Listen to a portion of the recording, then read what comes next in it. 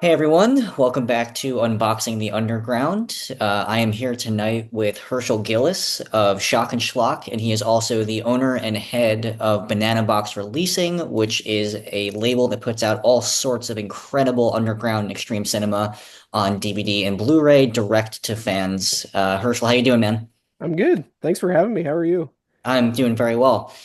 So to start off, what was your journey like into just the world of extreme cinema and underground cinema, just as a viewer? Like, what was your first exposure to it, and what made you gravitate toward it? I think the first thing, I've always been a horror fan, first and foremost since I was a kid. I think it was around the age of 15 or 16, started getting more into extreme stuff through finding them mostly through horrible reviews on YouTube. If you've heard of him, I've met Jeroen a few times now. He's super nice. But yeah, that was like my first like foray into that, just seeing like someone taking a look at movies that maybe people were talking about previously as something like very disturbing or extreme, but taking a look at them in like a comedic way or looking at them, as sort of what they are. So that gave me an appreciation of that, and that progressively leads further and further, getting into, adult cinema and getting into like the extreme side of that as well. And I feel like that sort of brought me here a little bit. And what made you want to begin your YouTube channel, and kind of how has it evolved from where it began versus what it is now? So that's a good question. I think it was the first video that I ever recorded was actually a interview with the director Scott Gurgans, who made 29 Needles. I really loved that movie a lot, and I reached out to him on Facebook and I was like, "Hey, you want to do an interview?" And then I realized, "Hey, I need somewhere to post this." And then that sort of turned into movie reviews. It started out as just a small thing, and then, it's been almost 3 years later now, still going. So And like, if to the person who might not be aware, like, how would you describe Shock and Schlock as a channel? Is it reviews? Is it unboxing? Is it, sort of your thoughts on extreme cinema in general? To someone that hasn't seen it, I would say it's a very off the cuff review series. Has sort of turned into interviews as well, but first and foremost is just movies that, I pick up, I purchase, something that I want to talk about. Usually my reviews are fairly positive because I don't like talking about stuff that I don't like, but every once in a while that slips in. But yeah, just, you know, like when you write a review after finishing a movie, I always liked that aspect, and I always liked people that were very real about it and didn't edit their videos as much. I enjoy those more now, but I always wanted to be one of the people that was like, this is my take initially right now. I never prepare for videos. Um, I never write anything down. It's just off the cuff, so you get my genuine reaction to that. Who is, as far as your YouTube channel, who are some of the people you've interviewed, and who are some of your favorite subjects that you've talked to? So I've interviewed Scott Gurgans, Donald Farmer, people from the community like Felicia Fisher from Barf Bunny and Jonathan Doe's work, Jonathan Doe, Jeroen from Horrible Reviews. I've interviewed Uwe Boll. That was probably my, I would say, biggest interview. That was a lot of pressure on that one. So I would say that's my favorite, but also meeting Jeroen, like after being a fan for so long and him sort of like getting me into this, that was definitely, I would say out of everything, that was probably my favorite. I mean, I love talking to everybody here. I interview people that I became friends with, but that was special for sure. Is there someone like a grail on a list that, if you could interview like one person you haven't gotten to yet, is there someone in the extreme world that you'd like to talk to the most? Yeah, that would definitely be Barry J. Gillis from the movie Things and his own directorial work. It's where I took half of my name. People think it's from Jamie Gillis, which in retrospect would make more sense, but yeah, it's from Barry Gillis. I've talked to him a few times, but trying to pin him down is like trying to, get a unicorn. So. It's funny, full disclosure, up until just this very moment, I always thought your name, half of it was from Jamie Gillis as well, so I learned something.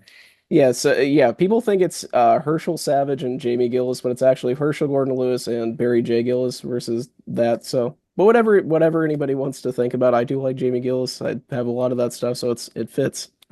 Yeah, it's funnily enough, the first review I ever saw of yours ever that got me onto your channel. I believe you reviewed Water Power. Oh, really? That Yeah. was my assumption, just went to Jamie Gillis, of course. Oh, yeah, for sure. Yeah, I'm a big Jamie Gillis guy. Maybe not a fan of the man, but I'm a fan of his work. So He's done many. They're unforgettable. Let's put it that way. A lot of his. that's absolutely true. So, as a label, how did Banana Box releasing come about? Because Shock and Schlock, I believe, came first and then followed your label. And what would you describe as like a mission statement for the kind of films you put out?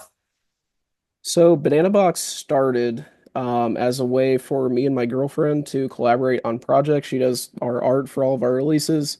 And she was looking for like sort of an outlet to do that and practice making stuff. And it kind of just stumbled into it. The first film we ever put out was How to Train a Pet Girl, which is this weird Japanese movie about someone like that's treated like a hamster in a cage. And I watched, I'm like, hey, do you want to draw some fan art for this? We can, make something kind of silly here.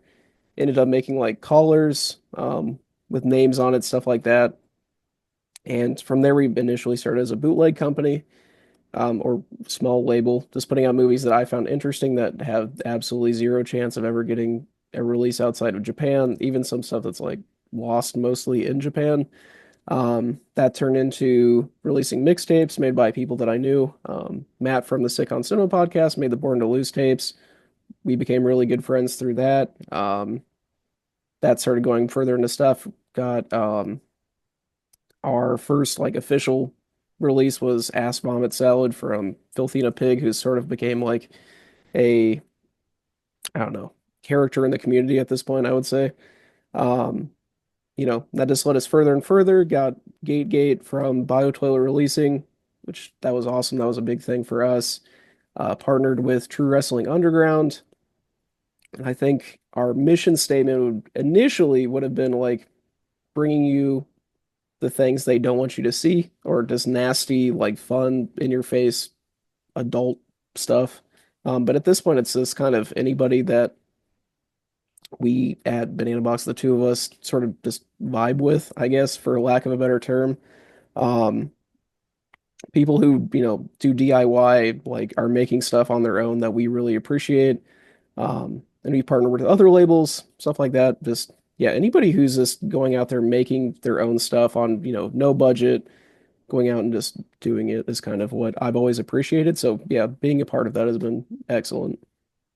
Now, for the people who might not be aware, you also have put out what would, I guess, be described as like underground classics. You did the Squirmfest trilogy, which I believe you just re-released, if I'm not mistaken. Yeah, so that was we tried to get away from bootlegs more and more, just because I wanted to focus more on like our official releases. But as time went on, there's been a couple of releases that people have been asking for us to bring back or release, a couple more copies of. So each month we're sort of doing one of our old catalog to now, because those movies still deserve attention. And, I like the product that we put out. I like our art, everything for that. It's stuff that I enjoy personally. So it's just, Banana Box sort of acts as like a look at my taste in a way. So. Um, sort of going into more of like an inside baseball kind of view of your label, what is the process like? Just getting something that you have onto a disc and more or less effectively being able to mass produce it. What does that look like? Do you come up with all the menus? Do you come up with the disc art? I mean, obviously you don't. You just said you didn't, but um, as far as like the actual beginning to end process, can you walk us through like what is that like for someone who does it completely independently? Yeah, so the way we're doing now with like official releases, usually I will reach out to the person I'm looking to collaborate with, um, try to explain who we are, what we do, give like an idea of our previous releases, um, strike a deal. For full transparency, most of the profit from us goes to the people because that's sort of what Banana Box is for me. I want to be like a platform for others rather than like my own personal gain here. So sort of explaining that too. Um, and then once we get that, I make the menus for everything. My girlfriend does the art. The art usually is the first thing that we work on there. Just want to make sure I get like an idea of how to make the menus, what, if I'm reaching out to somebody to do music for the menu, I want like a vibe to go with there. Running that through my computer, the program that I use, and then uploading that to my now manufacturer. This used to be just me burning DVDs from my computer, mass print, like just printing off of Staples, old menus, just doing what I can with what I have at this point. we're a little bit more professional than that. So yeah, just shipping directly from our manufacturer and then getting that out. So it makes the process pretty streamlined, makes it so I can, offer our products at a relatively low price for what they are. I've seen people in the past, sell bootlegs $30, $40 for no reason. Ours are kind of capped at 20. I think that's a fair ongoing rate, at least in my opinion. I've had people, if you buy more than that, then we'll strike a deal. But yeah, it's more about just getting what I find interesting to you to, share that essentially. As far as like the original content that you put out, like what if you had to like really boil it down, what makes a film worthy of the Banana Box moniker? Like what would, I would imagine you can't take everything that comes across, your desk. What makes something truly worthy of our physical release from you? So I would say, just maybe not shocking me in a negative way, but shocking me in a positive way, or give me something that's like that I find visually interesting from like a storytelling perspective. With something like BioToil re-release Gate, I watched all of their movies previous to that.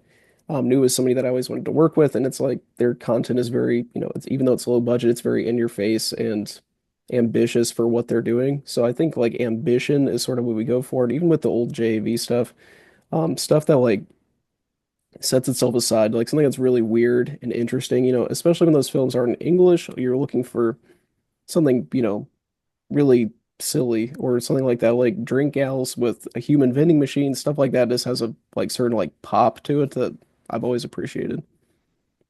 For folks who are looking to like gently dip their toe into the extreme world, what is something that you've put out that you think would be a good starting point for perhaps someone who is interested in the adventurous side of cinema, but not fully willing to go to the extreme just yet?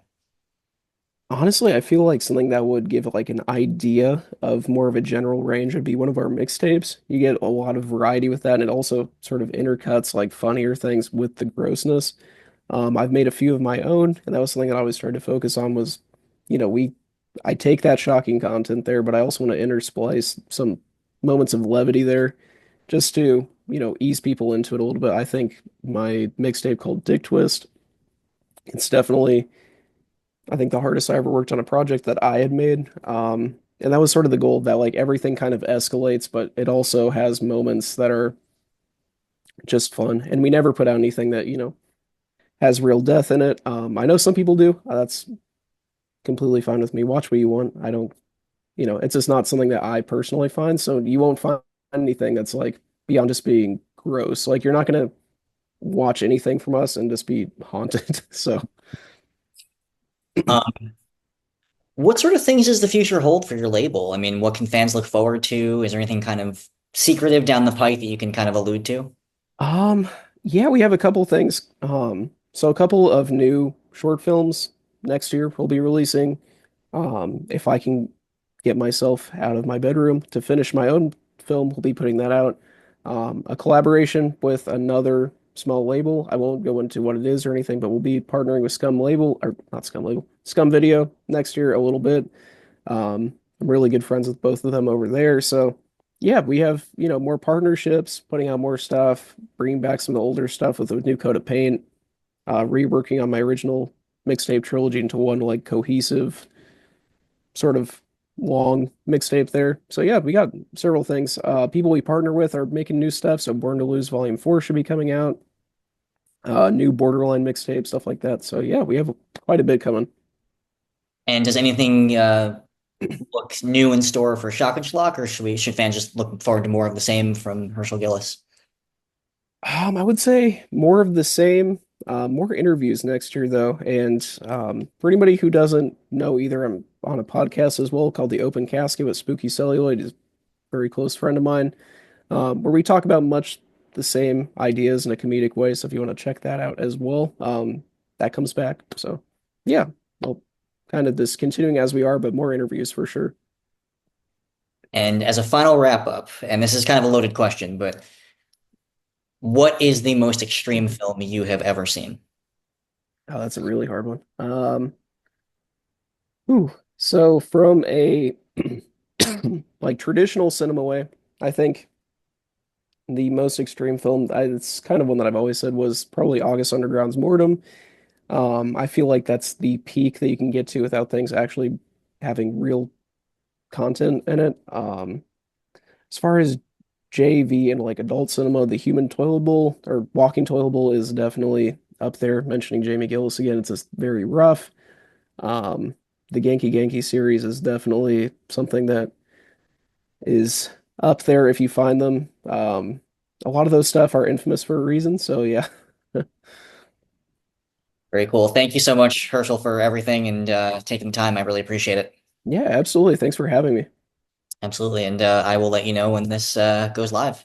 Okay, excellent. Yeah, I'll definitely be promoting this. So yeah, check out the previous interview with I believe it was Guy Yes, it previously. was. So yeah, Yes. yeah, we love Guy over here too. So yeah, check that out. Awesome. And have a great holiday, man. Yeah, thanks you too.